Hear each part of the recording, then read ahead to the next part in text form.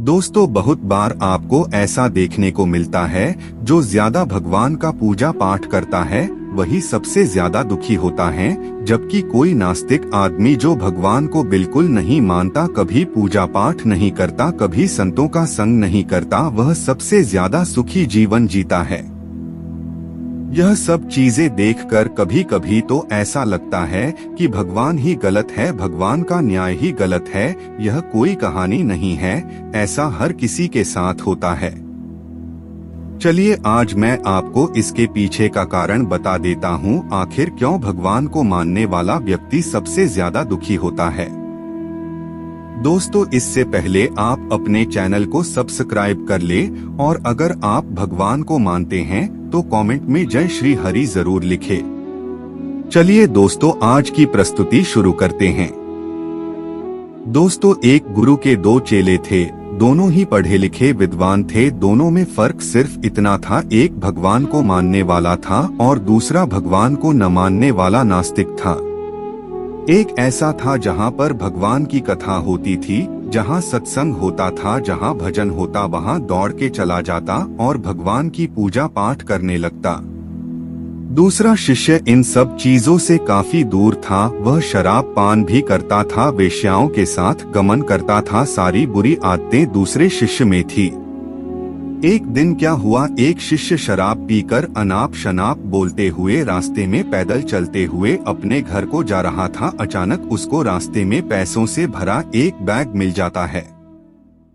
उसकी खुशी का ठिकाना नहीं, वह जोर जोर से चिल्लाते हुए सबको बताता, मुझे आज पैसों से भरी बैग की थैली मिल गई, मेरा जीवन सफल हो गया, इन पैसों से अपने जीवन की आवश्यकताओं की पूर्ति करूंगा।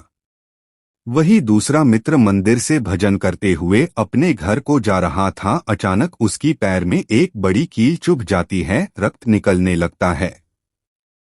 ठीक उसी समय दूसरा शिष्य भी वही पहुंचता है और हंसते हुए उसको बोलने लगता है, क्यों तुम ही हो ना जो सबसे ज्यादा पूजा पाठ करते हो, भगवान का भजन करते हो, क्या दिया तुम्हारे भगवान ने तुम्हें, मुझे देखो, मैं कभी मंदिर नहीं गया, मैंने कोई भी काम अच्छा नहीं किया, मेरे घर में भगवान का मंदिर भी नहीं है, मैंने कभी अपने घर में सत्यनारायण का कथा नहीं कराया, भगवान के सामने कभी माथा नहीं टेका, फिर भी मैं कितना संपन्न हूँ, अमीर हूँ, मेरे पास पैसों की कोई कमी नहीं है, सबसे ज्यादा सुखी जीवन में ही जी रहा हूँ।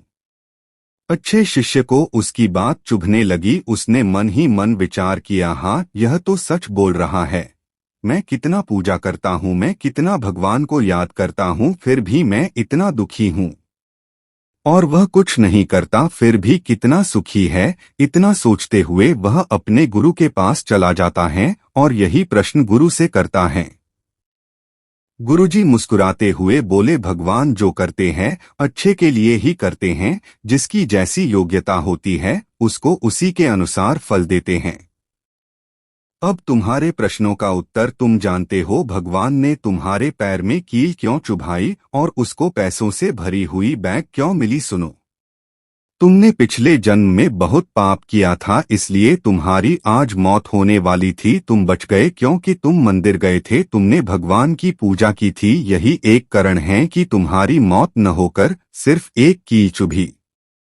अब तुम्हारे मित्र की बात करते हैं, पूर्व जन्म में वो एक संत महापुरुष था, इसलिए उसकी आज किस्मत बदलने वाली थी, करोड़ों के संपत्ति का मालिक बनने वाला था, मगर इस जन्म में उसने कोई भी अच्छा काम नहीं किया, इसलिए पूर्व जन्म के फल के अनुसार उसको थोड़े पैसे ही मिले, जबकि वो अरबों के संपत्ति का मालिक बनने वाला था।